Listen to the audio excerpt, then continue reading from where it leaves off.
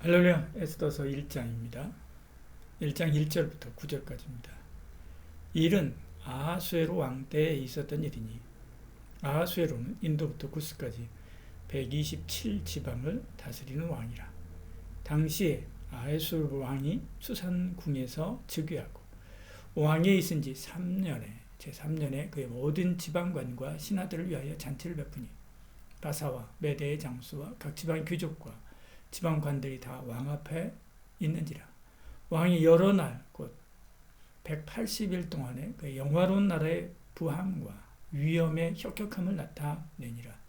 이 날이 지나매 왕이 또 도성 수산에 있는 귀천간의 백성을 위하여 왕궁 후원뜰에서 7일 동안 잔치를 베풀세. 백색, 녹색, 청색 휘장을 자색 가는 배줄로 대리석 기둥 은고리에 메고 금과 은으로 만든 걸상을 화관석, 백반석, 운무석, 흑석을 깐 땅에 진설하고 금잔으로 마시게 하니 잔의 모양이 각각 다르고 왕이 풍부하였으므로 어주가 한없으며 마시는 것도 법도가 있어 사람을 억지로 하지 않게 하니 이는 왕이 모든 국내 관리에게 명령하여 각 사람의 마음대로 하게 함이더라. 왕후 와스디도 아하수에로 왕궁에서 여인들을 위하여 잔치를 베푸니라. 아멘. 1절에 이 일은 아하수로 왕 때에 있었던 일이니 이렇게 이야기합니다. 당시에 이스라엘 백성은 별처럼 살지 못했습니다. 바벨론에서 참 캄캄한 삶을 살았지요. 그런 그들에게 하나님의 은혜가 임합니다.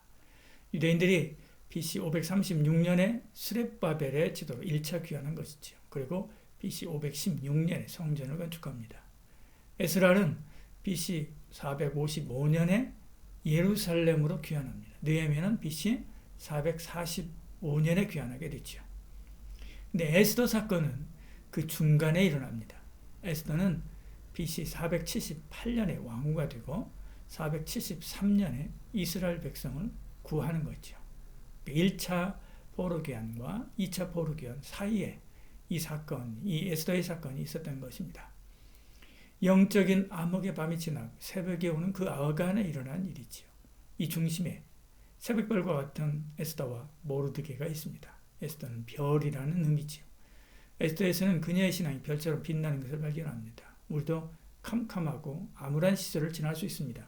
그때 어둠에 압도되지 말고 어둠을 뚫고 빛을 내는 에스더와 같은 삶을 살아야만 합니다.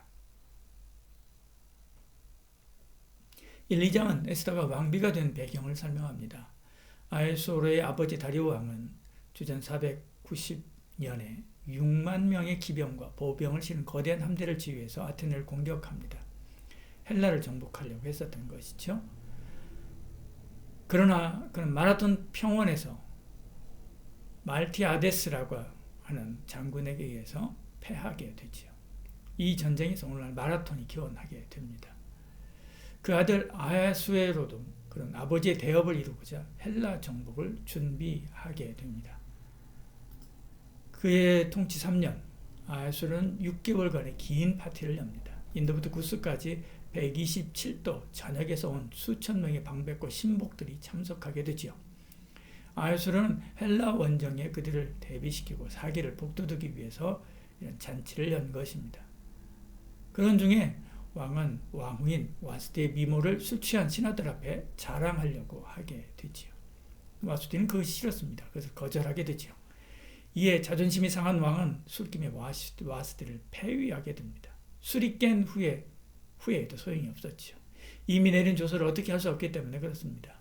신하들은 나라의 가정기강을 세운다고 하는 빌미로 해서 새로운 왕비를 간택하게 되지요. 그래서 4년에 걸쳐 왕으로 선발하게 됩니다. 그러는 중에 에스더가 뽑히게 되지요. 그리고 다시 잔치를 열어서 세금을 면제하며 자축하게 됩니다. 이 모든 것이 이스라엘 백성을 구하기 위해서 에스더를 세우기 위한 하나님의 뜻이었습니다. 모든 것이 하나님의 뜻대로 움직이고 있었지요.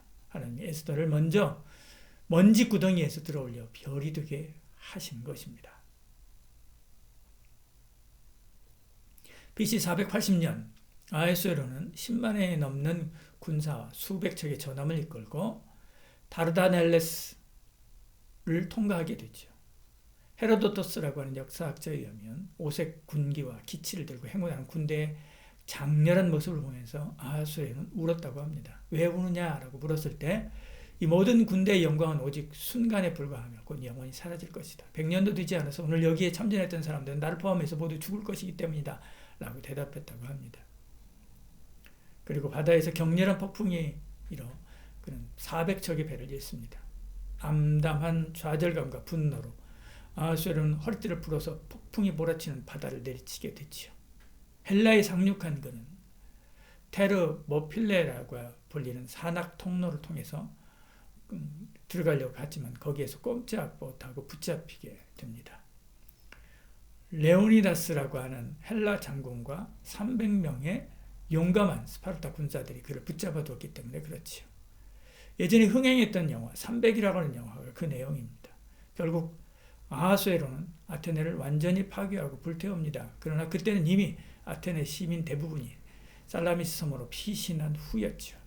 아하수에로는 살라미스를 향해 배를 돌리게 됐죠. 승리를 확신했습니다. 아테네 군대에 비하면 3배나 더 많았기 때문에 그렇습니다.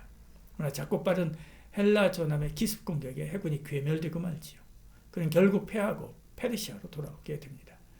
이처럼 아하수에로는 세계를 다스리는 황제였습니다. 그러나 자기 아내조차도 따르지 않는 가정이었고 가정의 일도 자기 마음대로 결정하지 못하는 가정이기도 했습니다. 그는 제국의 통치자입니다. 그러나 자신을 살려준 은인도 알지 못하고 간신배에 의해서 움직이는 꼭두각시에 불과합니다. 아하수에로는 거대한 제국의 군대를 거느렸습니다. 그럼에도 불구하고 300명의 헬라 군인에 의해서 대군이 발이 묶이고 말지요. 자신들보다도 3배 정도밖에 3분의 1 정도밖에 되지 않는 헬라의 해군에 의해서 패배하기도 합니다. 누가 진정한 왕입니까? 누가 진정한 통치자입니까? 하나님이지요.